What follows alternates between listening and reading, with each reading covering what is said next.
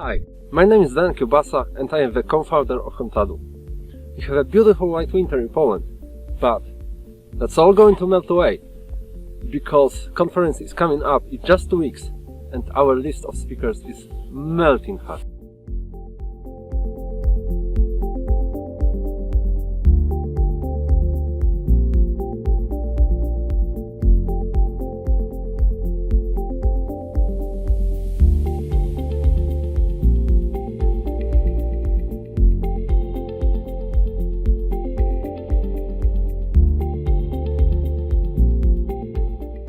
We can't wait to meet you on February 9th. Get your tickets at conference.com and save a date.